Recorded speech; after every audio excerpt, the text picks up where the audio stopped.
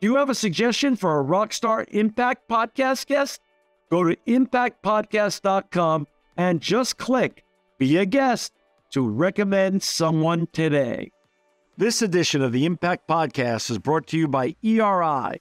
ERI has a mission to protect people, the planet, and your privacy, and is the largest fully integrated IT and electronics asset disposition provider and cybersecurity-focused hardware destruction company in the United States, and maybe even the world. For more information on how ERI can help your business properly dispose of outdated electronic hardware devices, please visit eridirect.com. This episode of the Impact Podcast is brought to you by Closed Loop Partners. Closed Loop Partners is a leading circular economy investor in the United States with an extensive network of Fortune 500 corporate investors, family offices, institutional investors, industry experts, and impact partners. Closed Loop's platform spans the arc of capital from venture capital to private equity, bridging gaps and fostering synergies to scale the circular economy. To find Closed Loop Partners, please go to www.closedlooppartners.com.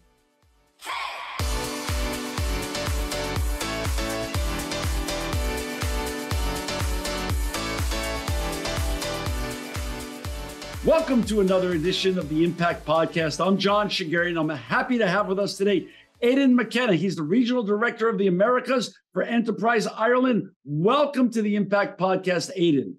Thanks, John. It's a pleasure to be on your show. I'm really looking forward to our conversation and glad to be here. I'm glad to have you. And you're sitting in my old state of New York, where I grew up, and you're up in, I believe, Westchester County area. But I've been to your country the last couple of years, and I got to tell you, I have fallen in love with Ireland. I just love the people. I love the country. I love the beer. I think you have just one of the most spectacular and beautiful countries on the planet. Well, thanks for saying that, John. And you know, that's kind of the reception we get when we do business across America. We're always welcomed, right? Any part of America, we're always welcomed with open arms. And it's a two-way thing. You know, we love having you guys over in our country in Ireland. And I think that bond between Ireland and America is really, really strong. And it's something that, you know, our businesses, we see day in, day out, absolutely rely on that. And it's a great opener for any conversation. Hey, before we get talking about all the important work you and your colleagues are doing at Enterprise Ireland, can you share a little bit about the Aidan McKenna story? Where did you grow up and how did you get on this fantastic journey that you're on? Great, John. Yeah, absolutely. So when I was younger, I studied economics and geography. I went to University of Ulster. I'm from a small rural community between Dublin and Belfast, right on the border of Northern Ireland. And I always had this purpose that I wanted to give back to the community. I wasn't too sure how to do it, but you know, one of the things that we had locally is we had a lot of entrepreneurs. We had a lot of thriving industries like the furniture industry, the agri-food industry. I was always fascinated by entrepreneurs. And so I figured I would join a graduate program with Enterprise Ireland. We had a graduate program and I was out in Palo Alto and it was great where I had the opportunity to work with some of the technology companies. After the graduate program, they say, cheerio, off into the big bad world. And that's what I done. I joined one of those Irish innovative companies. I was their first salesperson on the West Coast of America. It was a manufacturing company. And that company was called CombiLift. They're a material handling company. And it was a great first step into the private sector, into the world of, you know, enterprise. And I done pretty successful for that company on the West Coast. I helped set up a network of distributors. I found some of their early customers, and then they asked me to head up international sales. So after a number of years, I transitioned back to Ireland. I traveled the world with them, and I done something similar. I would go into new markets, find our first customers in those markets, and then build out a team of distributors to help grow the business. After a while, I decided, you know what, why don't I try this entrepreneurship game for myself? So I founded a company with another co-founder. It was a technology business. And, you know, it was a difficult time in 2008 and 9 to start a business, and we had a tough time really getting off the ground. So while we ultimately didn't succeed, there was some valuable lessons into just how difficult that entrepreneurship journey is.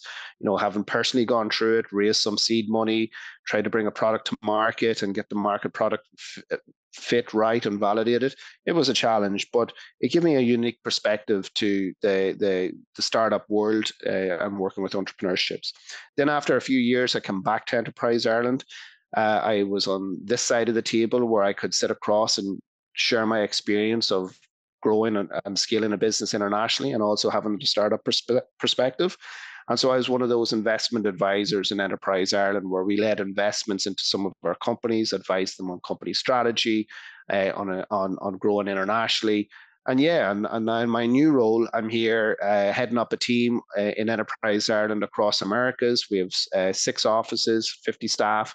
And essentially what we're here to do is to help broker those introductions to key buyers, key customers, help our Irish companies understand the market dynamics here in North America, and give them real practical advice and introductions to help them on their scaling journey. So delighted to be on the role, and delighted to lead such a fantastic team.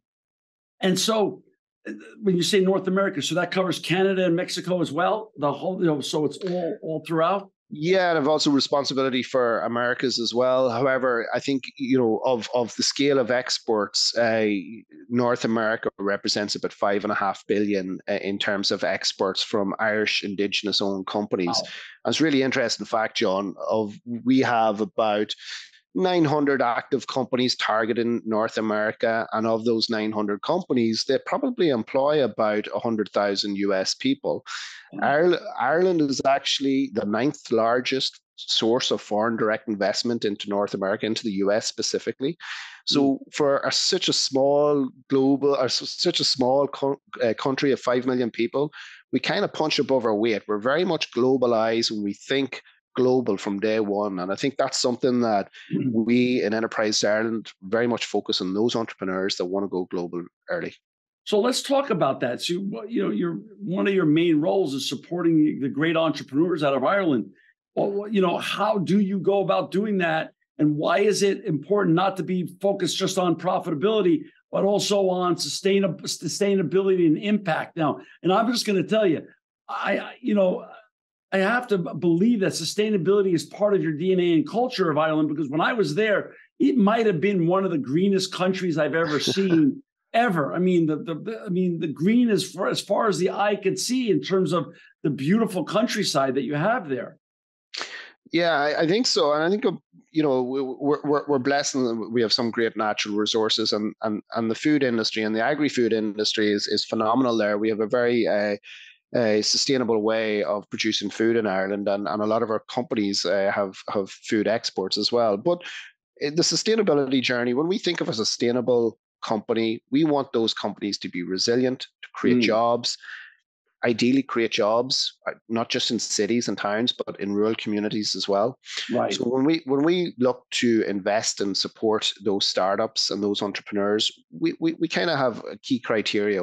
One of the key criteria is that we call high potential startups, those companies that can get to about $1 million in turnover in 3 to 4 years, create maybe 10 jobs, that are globally focused from day one and have that international focus, because we know those companies, when they grow and scale, they will actually be more sustainable in the long run. They'll be more, I guess, resilient to economic shocks such as COVID, such as the Brexit and any supply chain issues that might come along.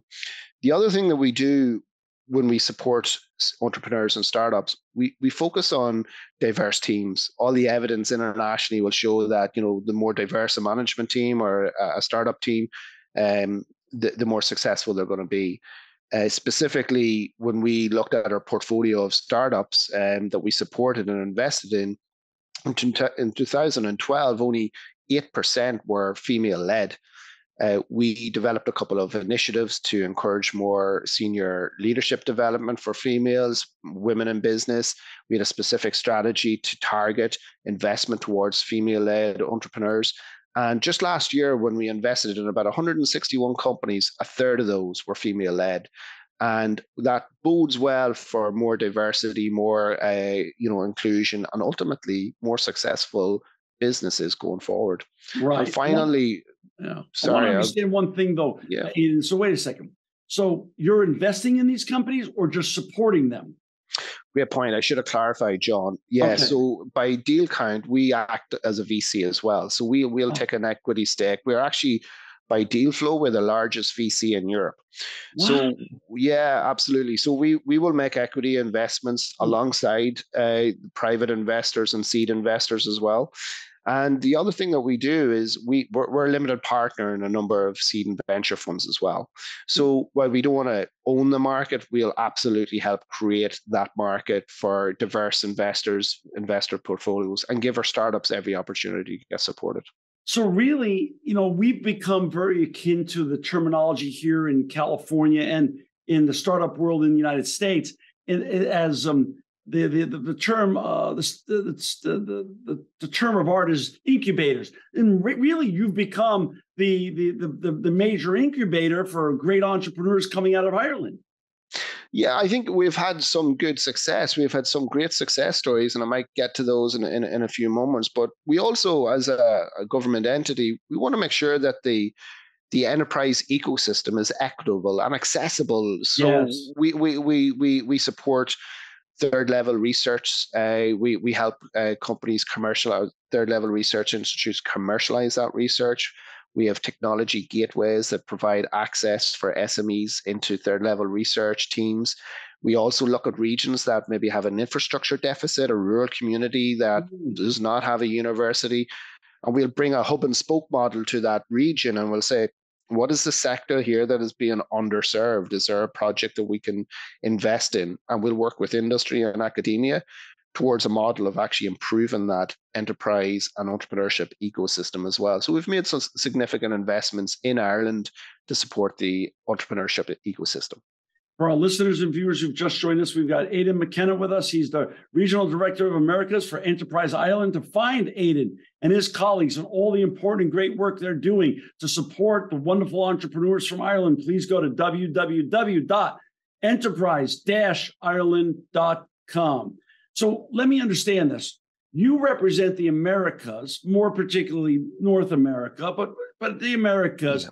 Do you have an analogous person or team doing the same thing in Europe and in Asia for Enterprise Ireland?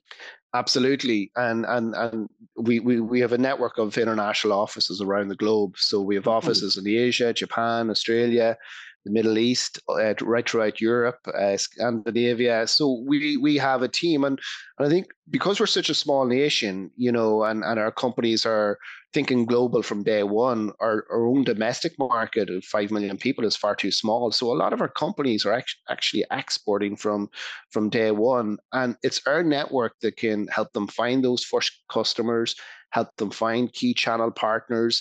And I think when I was on the other side, when I was that person that was trying to break into a new market, right, that local advice, that local Enterprise Ireland office that can help me find that key customer, help me understand the local customs, whether it was in Asia, the Middle East, or indeed North America. And indeed, there's different cultures and ways of doing business here in between California and New York, for instance. Sure. And so our people are boots on the ground and act almost as an extended network for those Irish businesses. And that's a key part of what we do in Enterprise Ireland. So let me understand this, though. I'm an entrepreneur sitting in Belfast, and I'm going to build this little business. I raised a little bit of seed money, and now I'm starting to get traction. Do I apply to you, or does one of your members come to me and say, hey, we heard about your business. We want to look at it a little closer, see the kind of traction you're getting, and we want to support and invest in you. Who's approaching who in this relationship and in the model that you've created?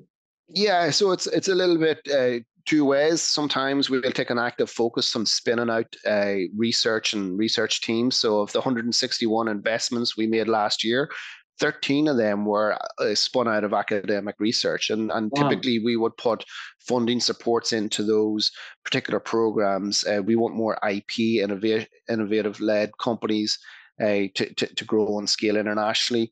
And sometimes they approach us. Companies come into us, entrepreneurs come into us through various accelerator programs, through various incubators.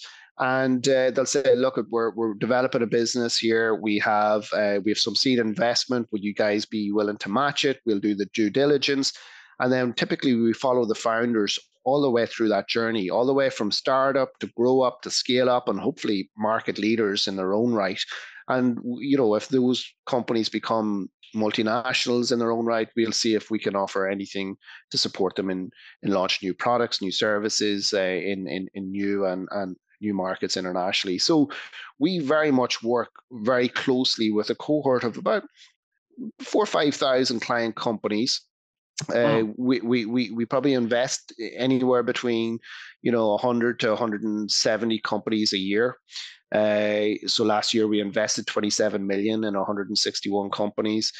And again, what we try to do is target those companies outside the Dublins, the Corks of Ireland. So we Right. try and focus on supporting those companies that are coming from maybe smaller towns and villages around Ireland.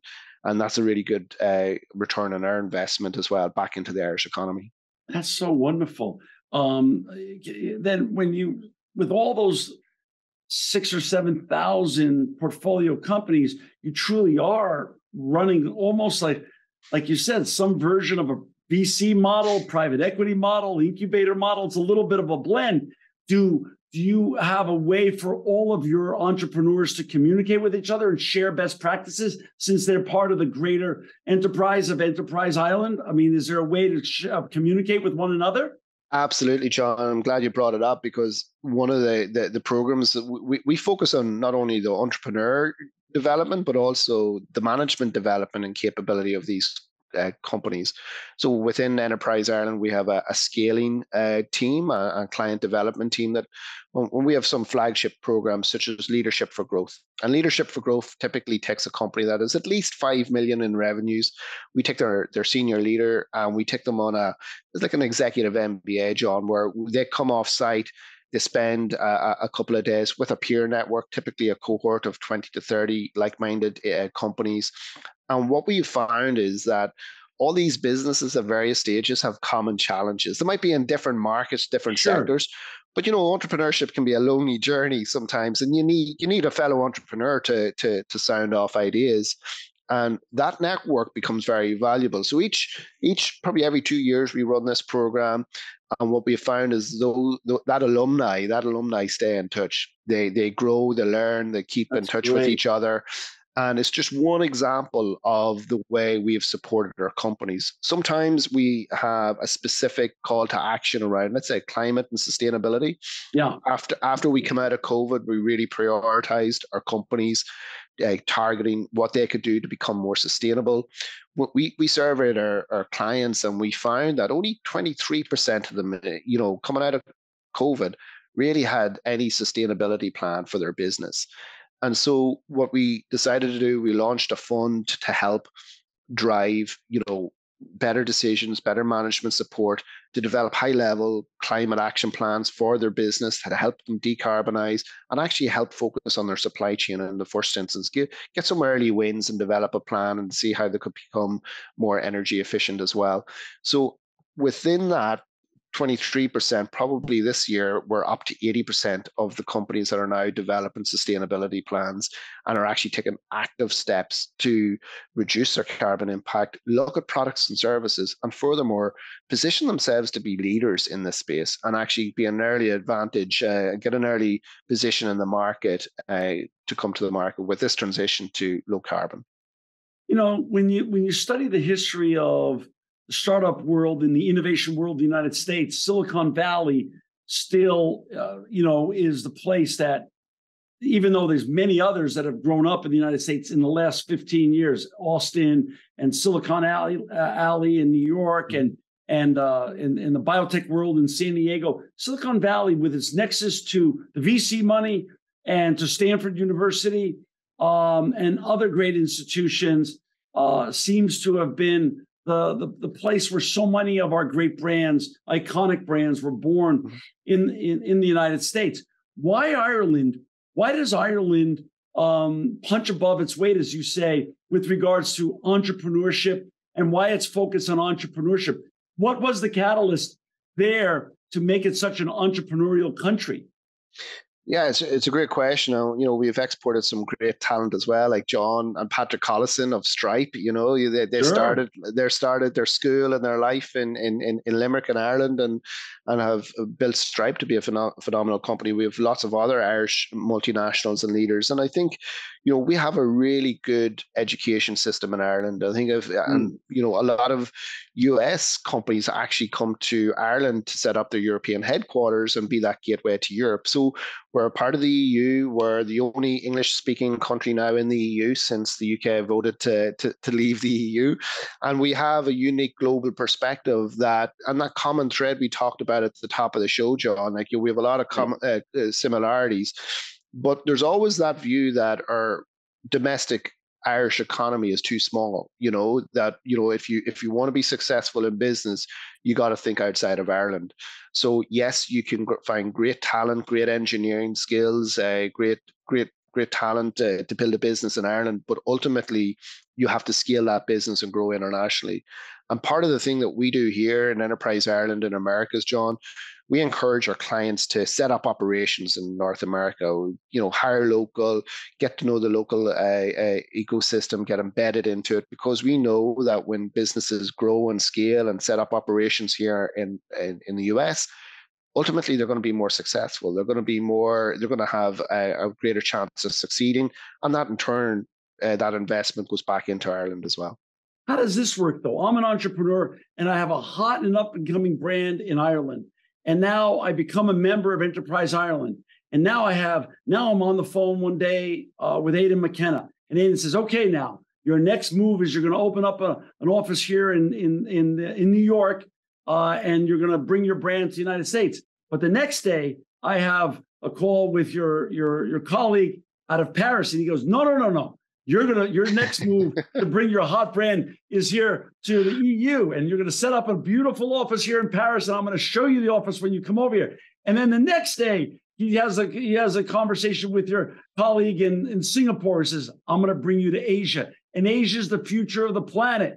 How does it work between the leaders like you who in other parts of the world? Where do the Irish entrepreneurs want to go first before they become a worldwide brand? What's the logical stepping stones to becoming taking a hot brand from Ireland, which is like you said, a nice controlled ecosystem in a country of 5 million, and take their brand and socialize it and become a worldwide iconic brand? How do you advise your students, your entrepreneurs to make the right logical step? Yeah, it was a great question, and I think it comes back to a couple of key factors, and part of it is we have a great team of advisors. I was one of those advisors back home. We speak to them all the time. We call them client development advisors, where they're speaking to the senior leadership team of those companies in Ireland. And what we don't want to do is take them in too early. We don't want to take them over to the market when they're not prepared, when they haven't done their market research. And a lot of that market research can actually be done in Ireland. So we have great resources, great teams in Ireland to help them do that. We feed into that. But I think you'll have an entrepreneur that'll understand their unique market. They'll want to say, we've got a great cybersecurity solution. We want to come to North America. We know the customers over there. And so we'll work with them on their go-to-market strategy, their product market fit, and we'll help them on that journey. So typically, we try not to let them spread themselves too thin. We'll work with, again, goes back to that leadership development, that we do that 360 of the complete business. Do they have the resources, the management team to grow and scale in the market? And we'll hopefully, maybe not always, but we try our best to be as coordinated and as possible. And we work with the companies towards their kind of priorities. And if I'm a portfolio company of the Enterprise Island, for our listeners and viewers, again, to find Aidan and his colleagues and to find Enterprise Island and to get to work with them, please go to www.enterprise-ireland.com. You have a comprehensive approach to supporting entrepreneurs. So in terms of academic institutions, industry experts, financial opportunities, you really cover all the bases and try to comprehensively support on a multi-channel basis your entrepreneurs and leave nothing out of what they really need to be successful. Is that the way to look at this? Yeah, it is, John. And I think probably one of the other message I'd like to send to your listeners is our team here in America is talk to some large US corporate buyers and customers. And our approach would be, okay, you might have challenges in various aspects of your business. We act as an honest broker. We would like Mm, to, we'll say, okay, tell us about where you're having challenges. Is it cybersecurity? Is it infrastructure? Is it energy management? What we do then is we kind of match to see if we have any companies in our portfolio that have really strong solutions. So what we do in our day-to-day role here is to really get to build up those relationships. And in some cases, we would sign an MOU with a large group company here in New York, Northwell Healthcare. We have an MOU where we sit down with their supply team and supply chain team, and we look at where are the areas that are challenging for them. We might have companies that have solutions for these, and we then put them in front of them and be that honest broker. I think that is a model that works well. It means that they're not being overwhelmed by meeting a lot of companies that may not be relevant to them. So our role in Enterprise Ireland Americas is to really be that honest broker, help US companies find maybe key suppliers, key partners that have common challenges where our companies bring innovative solutions to the market. One company, if I may, just to kind of highlight a sure. company, is a company called Ocean. Ocean developed. They're in the ocean data gathering space, and with the growth in offshore wind in Europe and now here in North America, they're really uniquely placed to tap into a growing new market segment. Ocean developed what's called a non-manned surface vehicle, and traditionally ocean data, and that's like a drone, for instance, for with no crew that goes out and maps the ocean bed. And if you think what they're replacing, typically this would be done by sending a crew out on a boat, a diesel engine out, mapping the ocean bed with all the equipment, very expensive. Now this can be done remotely through satellite communication. It's powered by solar power, and they will actually send out their drones, their USVs, to pick up that critical ocean data for not only for deployment for offshore wind and other applications in the ocean economy, but also for the maintenance of cables of offshore wind in the future. And that company has gone through phenomenal growth. But they're a company that is tapping into a new opportunity in the transition to renewables. They have a very innovative solution to do that, a low carbon solution to do that, a low impact solution to do that. And that's a type of company that we love to bring into this market that's looking at Mm, maybe offshore wind for the first time. It's the Irish government's ambition to decarbonize our electricity grid in Ireland from fossil fuels to be actually a net exporter of offshore wind and renewable energy. If we get this right, if we invest properly in offshore wind on the west coast of Ireland, that beautiful coastline you probably yeah. saw on your last trip, Yeah. we have a great one thing we have in abundance is wind from the Atlantic Ocean, and if we can harness that, we can really help fast track our decarbonization plan in the Irish economy. Wow. And it's a brand that can go worldwide because that's their kind of services are needed everywhere, I take it. Exactly. And Ocean would be an exciting company. And we have more companies. We have a cluster of companies that are tapping into the offshore wind industry. And in fairness, the UK were market leaders. There were, and Norway were quick to launch wind farms off their coast. But now, as we all around the world are moving towards more offshore wind. This is a growing segment, and our clients are well placed. A company like Ocean is well placed to take advantage of that growth. And it's our role to bring them the opportunities, introduce them to the right people.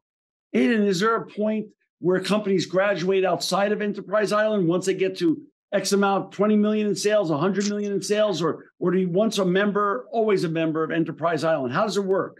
Yeah, I think once a member, always a member, John. And even for some of our Irish multinationals that are market leaders, we think we can still add value. And I think, Okay.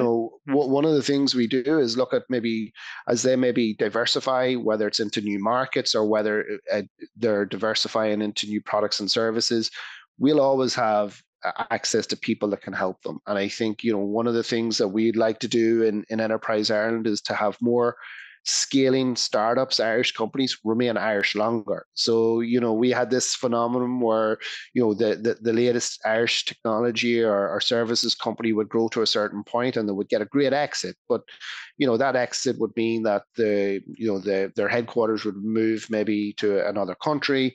And what we would like to see is more Irish companies remaining Irish for longer. So we're now talking to companies about accessing equity, growth capital, debt to allow them to be the acquirer as opposed to being acquired and grow and scale on that journey. And I think, some Irish multinationals have done that really successfully. And we'd love for those Irish multinationals to educate their peers on that in terms of how offer them advice in terms of how they can do that. And the funding for Enterprise Island comes, one, from the government, or also from the successful investments you make that then create a return on investment, or a combination thereof. Yeah, it's a combination thereof, John. You're absolutely correct. And I think one of the things we encourage to do and we try to do is to leave space for the, venture funds to come in. So, Right. 20 years ago, there was very few venture funds operating in Ireland. Thankfully, today we've helped grow that market. We've helped bring in more. We're a limited partner in a couple of other funds. So we are very, very keen to see the venture capital community in Ireland flourish. And in fairness, there's been some great venture capital firms from the West Coast, from the US, that have come into Ireland and set up successfully as well. Aidan, you get to work with all these really interesting and sustainable and exciting brands and up-and-coming brands and up-and-coming entrepreneurs. Where is the future of entrepreneurship? Like, how is entrepreneurship evolving, and where do you think the future of entrepreneurship is? Yeah, John, it's a great question. I think there's probably two things that have struck me in the last number of years. There seems to be a crisis every year or two, whether it's COVID or Brexit or inflationary pressures from geopolitical events and what we're having to deal with. So I think companies need to be offering real high value. An entrepreneur needs to be really resilient, needs to be really aware of what could happen in their supply chain to geopolitical events. They need to understand, and be able to react to that. So we be very careful and selective in the types of businesses and entrepreneurs we back, because we want to make sure that they're resilient. We support them in everything that they can do. And we also find then as well with ESG investment today and indeed regulation and reporting guidelines, companies are going to have to, there's always a push and a pull factor to these things. But I think those companies that get out on front and actually see the benefits of investing in diversity and inclusion, see the benefits of actually having a social good and also sustainable products and services that offer, customers real transparency on where they come from, I think they will thrive. That will be the license to trade going forward. Those companies that are sustainable, have solid credentials that they can illustrate to their customers as to how sustainable they are. And whether that's B Corp or whether it's any other ISOs that they can share among their customers, those customers and entrepreneurs are going to really be the leaders in the future. So what are you allowed to talk about that you're most excited about for the upcoming year in terms of projects or other things you're working on that you're going to announce in 2024? Yeah, so we're going into a new phase of our strategy next year. So we're closing out this one, and in fairness, we're working really hard towards helping our companies reduce their emissions in Ireland. One of the things that we do, we work with companies to decarbonize their business, and we're working hard. We have specific funds to help them do that and supports. But one of the exciting things I think is what we're focused on is some of our fast-growing companies have real potential to scale and remain Irish. And that's something I'm really excited about. We have fantastic businesses winning business here in North America, partnering with some fantastic companies and solving real problems, whether it's cybersecurity, whether it's sustainability, or whether it's manufacturing. And we're well positioned to help those Irish companies come in and scale in the market. And I think I'm excited about that. I've just come on board to this team, and I'm really focused on making sure that we in Enterprise Ireland and North America are adding real value to our companies when they come into the market. sometimes though these challenges are difficult for our companies, and we like to be that friendly support that can make a real difference. Does it ever work in reverse, Aidan? Do you ever have an Irish entrepreneur here in North America that has launched an enterprise that wants to then get socialized back in the mother country, and then they join Enterprise Ireland to help them get traction back in Ireland? Absolutely, John. Yeah, we do that, and that's the power of the Irish network, right? So we like to go back to our roots. So we come across companies all the time that have some kind of Irish connection that will come and seek to come back into Europe. Maybe they've grown successfully here, and now's the time to branch into Europe. And we have a sister agency called IDA Ireland, and they're responsible for helping those emerging businesses, maybe those established business, set up operations in Ireland, and they come over there, and we can put a range of supports to help them get established in Ireland and get set up their European headquarters. But I think overall, we're very fortunate that we get a lot of support here in North America. We're probably the only country that gets a yearly invite to the White House, So it's March 17th and St. Patrick's Day, and and I was in Chicago in March when they turned the river green this year, and it's phenomenal that such a small island has such affinity and reach in such a large market like this. And I think I look forward to that time of the year when our companies can come over, celebrate with their customers, with their partners, with whoever they need to celebrate with, and it brings us together. It's a great excuse to get us together again. And it doesn't hurt that you have some of the greatest golfing on the planet back in the mothership, right? Yeah, we won't talk about the Ryder Cup or anything, but yeah, no, it's great. We've got some great sporting icons and personalities, and I think we'll trade on that if we can. Hey, Aidan, you're always, you're just doing some important and really wonderful work. And I'm so glad you're able to expose and educate our audience today and our listeners about Enterprise Ireland.